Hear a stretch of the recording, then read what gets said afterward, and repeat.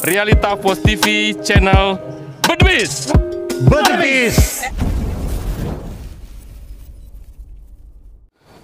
Assalamualaikum warahmatullahi wabarakatuh. Waalaikumsalam. Halo adik sanak dimanapun anda berada, kembali lagi di channel podcast kami, channel Realita Post TV, channel yang memberikan informasi, edukasi, dan inspirasi.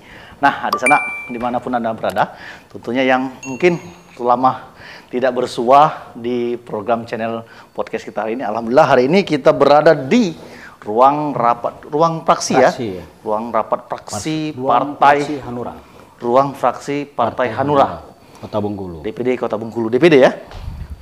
DPC Kota DPC. Nah, alhamdulillah hari ini kita ditemani, yaitu abang kita atau udah kita yang sering direkap, udah Sudis ini. Udah Sudis ditemani oleh salah satu pimpinannya juga. Ada di sebelah kamera sebenarnya. Bang. Iya. Alhamdulillah ya. Alhamdulillah baik ya, sehat ya. Kabarnya luar biasa. Nah, ngomong-ngomong, by the way anyway, hari ini kita akan ngobrol nih Bang. Udah Sudis. Ngobrol bincang-bincang. Bincang-bincang ya. Jadi perlu kami perkenalkan juga bahwa Udah Sudis ini atau Sudisman nama lengkapnya selaku anggota DPRD Kota Bengkulu dari fraksi Partai Hanura ya. Kalau komisi berapa dah? Komisi 2. Komisi 2. Nah, di sebelah itu adalah Bambang Hermanto,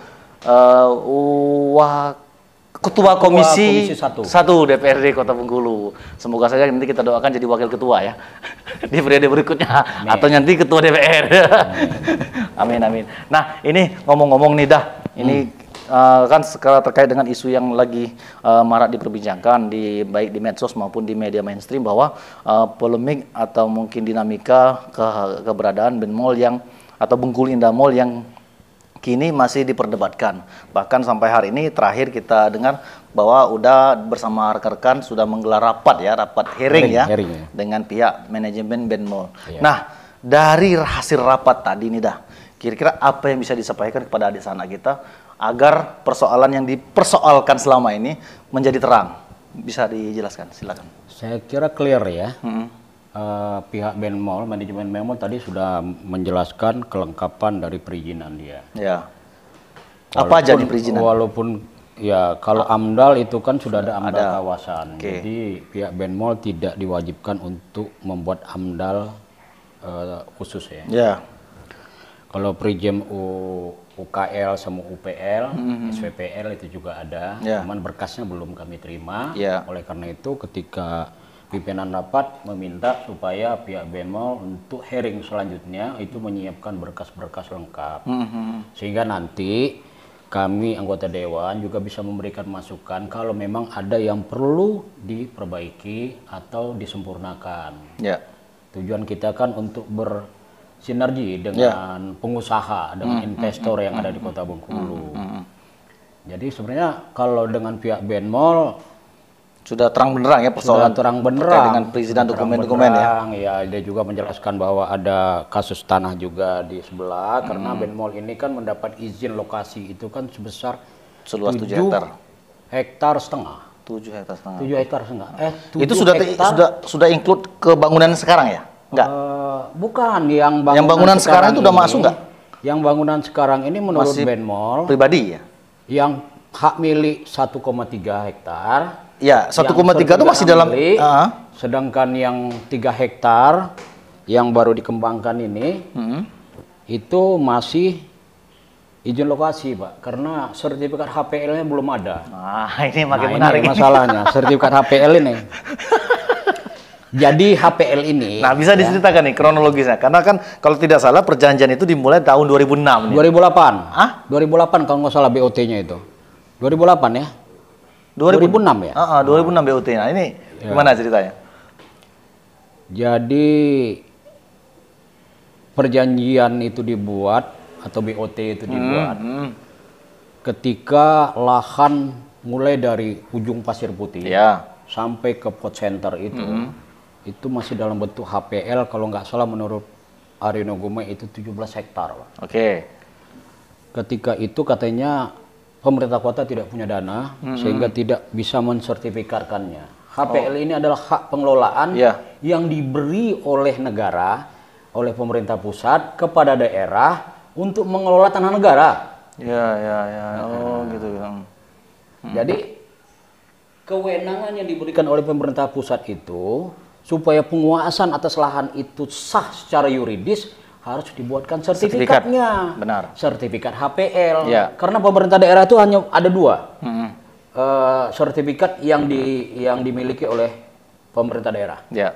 Satu hak pakai, yang satu HPL. Hak pakai ini seperti gedung pemerintah daerah. Ya, pinjam pakai ya istilahnya. Ya. Termasuk juga gedung DPR dalam rangka mengoperasionalkan kegiatan-kegiatan pemerintah daerah. Ya. Nah, artinya kan ketika kalau hak pengelolaan, kalau dia sudah terbit sertifikat, itu bisa di pihak ketiga kan. Oh gitu. Maksudnya itu di pihak ketiga kan ini bukan berarti disewakan ya. Ya. Walaupun pemahamannya juga disewa kan. Artinya kan dengan BOT itu kan building of trade, artinya serah bangun serah guna kan. Guna serah bangun, apa istilah GSB lah. Bangun serah. Ya, bangun guna serah. Artinya setelah dibangun dengan durasi waktu tertentu, nanti bangunan itu diserahkan lagi. Durasi tertentu, kemudian setelah habis durasi, habis masa berlakunya HGB itu, maka diserahkan kembali kepada yang pemilik tanah. Benar. Maka itulah harus diterbitkan sertifikat HPL-nya supaya bisa diterbitkan HGB-nya. Nah, HGB ini, pengertian dari HGB adalah hak yang diberikan kepada seseorang untuk mendirikan bangunan yang bukan di tanah miliknya. Ya, benar. Apakah itu milik orang lain atau milik negara? Ya. Nah, itu yang maksud dengan HGB. Jadi punya jangka waktu. Ya. Perjanjiannya nanti dituangkan dalam sebuah perjanjian. Ya. Apakah 30 tahun, kemudian bisa diperpanjang 20 tahun. Kalau dulu malah bisa sampai 80 tahun kabarnya. Kalau sekarang kan 30 sama 20, 50. Cuma satu kali perpanjangan. Ya, sekarang ini peraturannya seperti itu. Tapi kalau dulu bisa sampai 80 tahun kabarnya. Ya, nah setelah perjalanan waktu dengan kondisi saat itu pemerintah tidak ada anggaran, nah kemudian kan seiring berjalannya waktu, sekarang sudah itu kan dari 2006 sekarang sekitar 16 tahun berarti ya kan sudah perjalannya waktu kan. 16 tahun ini kan, wah ya pertanyaannya, ini apa bentuk keterlenaan pemerintah melihat sehingga kok baru sekarang, padahal kan kalau diurus saat itu artinya tinggal lagi menghitung berapa lagi sisa perjanjian sebenarnya. Artinya kalau sekarang sudah berjalan 16 tahun berarti tinggal 14 tahun lagi, artinya tidak begitu lama pemerintah untuk menguasai sebenarnya. Ya. Nah ini bagaimana ini, apakah memang saat itu keterlenaan pemerintah daerah saat itu gimana nih? Kalau bahasa halusnya memang kita keterlenaan. Terlena ya, kayak judul lagu. Pemerintah ini bukan berarti eksekutif saja ya, termasuk legislatifnya juga. Ya. Yang terlena. Itulah sebenarnya walaupun munculnya permasalahan Benmol ini di media sosial begitu hingar-bingarnya, seolah-olah menyudutkan pihak Benmol, padahal kita belum tahu dasar akar permasalahannya seperti apa, tapi setelah hearing kan jadi clear kan, permasalahannya itu kan terkuak. Akhirnya apa sebenarnya akar masalahnya? Ternyata HPL, hak pengelolaan yang diberikan oleh pemerintah pusat tidak ditindaklanjuti oleh pemerintah daerah. Nah, itu. Apakah itu pemerintah daerahnya provinsi atau kota? Ya, benar. Karena sekarang kewenangannya provinsi masalahnya. Nah, ya apalagi dengan dinamika sekarang kan? Lah iya. Kalau kita paksakan juga diurus sekarang, sementara kewenangan ada di tangan pemerintah provinsi. Nah, ini akan menjadi ini kan jadi ya ruwet lagi ya. Nah, ruwet lagi. Ini kita ngobrol dengan Bang Bambang Hermanto nih Bang, selaku pimpinan sidang acara hearing tadi. Ini melihat kesimpulan, melihat penjelasan, kemudian melihat bagaimana pandangan-pandangan dari kawan-kawan di DPR sendiri. Hari ini tadi kan sesuai dengan surat undangan, kami hearing bersama. Hearing bersama ini adalah dari Komisi 1, 2, dan 3. Nah kebetulan tadi para pimpinan komisi hadir semua, terus kami bergantian memimpin rapat hearing. Ada Pak Herimanto Komisi 3, saya dari Komisi 1, dan ada di Komisi 2 tadi. Nah sehingga dalam kesimpulan kita rapat tadi, ya memang kalau cerita tentang HPL yang disampaikan oleh Pak Ketua Fraksi Hanura tadi, bahwa Kalau HPL sekarang ini kita memang belum ada HPL-nya, cerita tentang HPL. Nah sehingga kalau saling salah menyalahkan ya salah semua. Benmol juga salah. Kenapa saya bilang salah? Dia tidak pernah minta hearing bersama dengan kami, ya kan? Coba dia bersurat ke kita untuk hearing, mempertanyakan tentang itu misalnya. Iya, secepat juga sehingga tidak sampai ya sekarang ini sudah 16 tahun ya. Karena dalam perjanjian BOT tadi saya lihat perjanjian kerjasamanya itu kan setelah ditandatangani 6 bulan harus ada itu. Iya, tapi ternyata sampai hari ini kan nggak ada, sehingga semuanya terlena. Iya, semuanya terlena dan tidur semua ya, termasuk ya kami. Ya, jadi kami pada dasarnya kepengen ini cepat tuntas. Kenapa kita kepengen cepat tuntas? Karena kami pemerintah Kota Bengkulu ini kan menarik PAD nih. PAD ini saya lihatnya wah lumayan ini, lumayan PAD yang ditarik ini. Setahun 12 miliar. Enggak nyampe. Nah, maksud saya kita cerita PAD-nya lumayan ya. Nah, maksud saya untuk apa namanya untuk meningkatkan PAD tentunya ya kita harus melihat berapa lagi yang harus kita tingkatkan. Di antaranya kita lihat tadi ya macam-macam ya, ada 21 ya, biliar segala macam ya. Ya itu kan PAD-nya belum masuk ke kita nih ya. Sehingga itu mungkin kita akan dorong Bapenda untuk meningkatkan kalau VAD itu yang belum tersentuh. Sehingga saya kepengennya tadi kawan-kawan semua ya sudah ada yang mengusulkan tadi bagaimana kalau ini kita pansuskan, ada usulan begitu. Terus saya bilang juga tadi coba diminta semua data ke Benmol, terus data-data yang lainnya sehingga kita godok dulu ini apakah lewat pansus nanti ya, apakah kita lihat dulu berkaitan dengan berkas-berkas semua kelengkapannya kayak apa, nanti kita hearing kembali. Sehingga kuncinya adalah ketika PAD kita ambil kan begitu besar nih, kok ngeluarkan uang untuk bikin sertifikat tadi kok susah.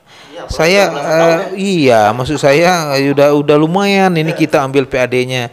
Mungkin paling kalau bikin sertifikatnya taruhlah habis 1 miliar 2 miliar ya. Ya maksud saya dengan pemasukan yang itu. Nah, ketika itu ada sertifikatnya, cerita tentang BOT tadi, perjanjian kerjasama ini ngitungnya dari mana? Nah, maksud saya nanti mungkin ada perjanjian ulang atau apa, nanti kita coba bicarakan lagi berkaitan dengan pembangunan yang sekarang sudah 16 tahun berdiri di Pantai Panjang tersebut. Sehingga kami kepengennya ini tuntas di apa namanya selagi kami menjadi anggota DPR Kota Bengkulu hampir 2 tahun lagi ya, 2 tahun lagi ini persoalan harus tuntas. Jangan sampai nanti ketika kami nggak ada lagi anggota DPR ya ini menyinggung masalah terus berulang-ulang sampai 20 tahun tuh belum juga selesai. Nah, ini harus kita tuntaskan mumpung sebentar lagi kan APBD mau mulai nih atau APBDP mau mulai nih sebentar lagi. Nah, sehingga kalau kita mau anggarkan dianggarkan biar ini tuntas sehingga kita mengambil tadi apa namanya PAD yang ada di sana ya memang begitu adanya, memang sesuai aturan yang kita berlakukan. Kan dinamikanya bahwa sekarang pengelolaan itu kan ada di tangan provinsi. Bagaimana komunikasi DPR kota sendiri dengan dinamika itu? Ya tadi ada juga teman-teman kita minta gimana kalau kita hearing dengan provinsi juga. Ya maksudnya berkembangnya itu tadi yang jelasnya satu misinya, satu bahasanya bahwa ini mau tuntas. Ya mau berjalan dengan apa namanya tidak lagi berlarut-larut lah ya. Ini kita tuntaskan di tahun ini atau tahun depan. Yang penting anggarannya sudah kita siapkan sehingga memang apa namanya kalau memang ada hearing provinsi ya kita hearing provinsi sehingga ini betul-betul apa namanya yang kita harapkan hearing ini tadi tujuannya sama. Andai kemungkinan ketika pengelolaan itu ada di tangan kewenangannya Pemda provinsi. Nanti kemudian bagaimana atau mungkin langkah politik pemerintah Kota Bengkulu menyikapi itu? Apakah nanti masih mengkaji dulu? Karena kan secara bangunan itu sekarang masih milik pihak ketiga ya kan, bangunannya karena berdiri di atas lahan pemerintah. Meskipun sekarang sudah kewenangannya di tangan provinsi. Bagaimana nanti harmonisasinya nih, Bang? Andai kata kemungkinan itu kewenangan itu di tangan provinsi. Nah itulah. Mengklaimnya kayak mana ini? Kita jangan bicara mengklaim dulu lah ya. Kita bicara bersinergi. Ya, sinergi harmonisasi antara kota dengan provinsi. Ya. Harmonisasi kerja tuntas lah ya. Ya. Dengan pemerintah provinsi itulah kan tadi sebagian kawan-kawan ingin supaya kita membentuk pansus supaya kita bisa hearing dengan dengan DPRD provinsi untuk mendudukkan masalah itu. Iya, benar-benar. Saya kira nggak ada masalah kalau soal itu. Kalau PAD kan tetap ke kota. Iya, benar. Kalau PAD.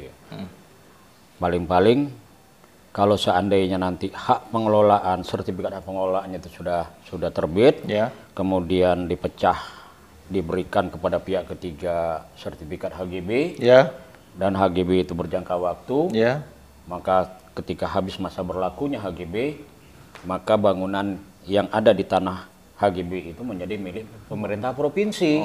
Kalau HPL-nya HPL provinsi gitu. Hak pengelolaan. Jadi HGB yang terbit itu adalah sertifikat di atas hak pengelolaan pemerintah daerah ya, pemerintah daerah. Kalau untuk Pantai Panjang ini hak pengelolaan provinsi kayaknya.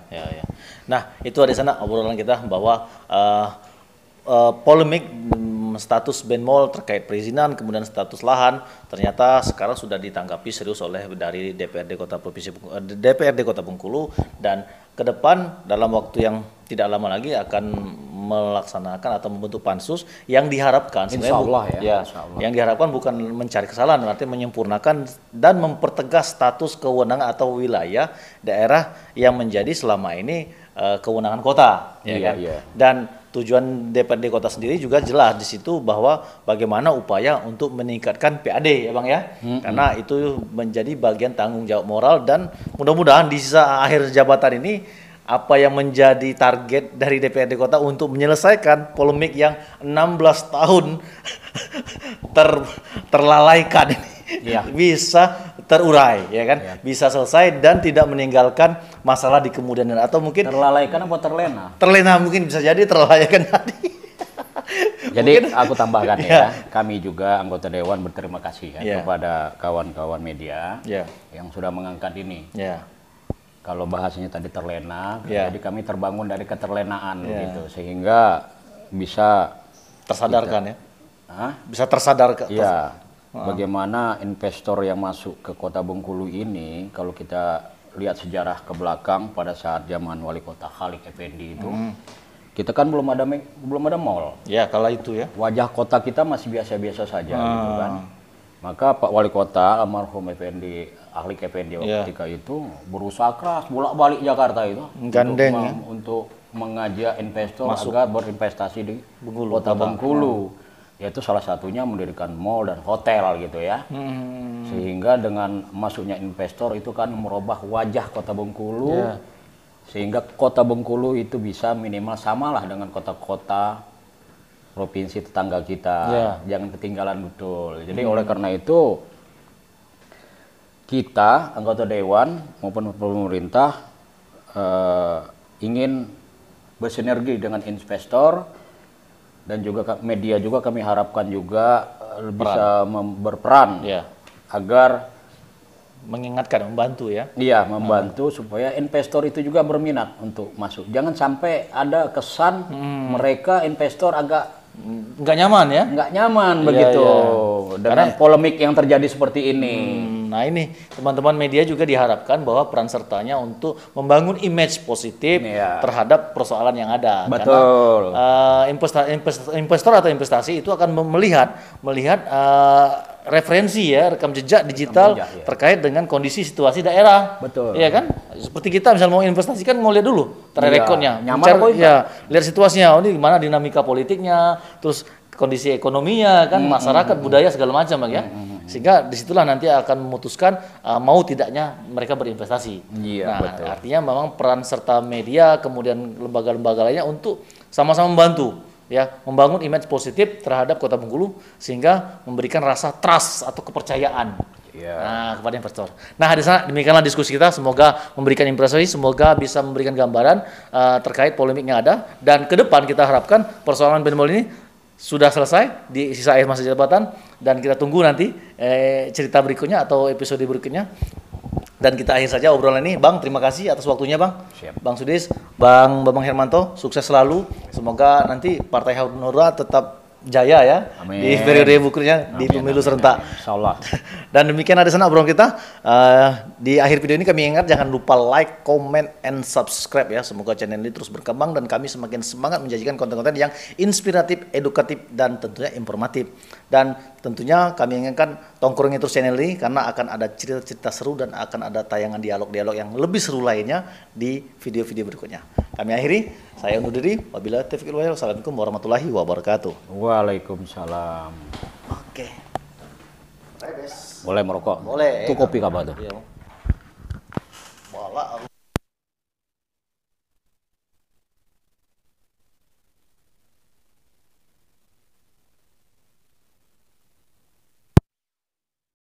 belum, tapi kalau aku potong ini kan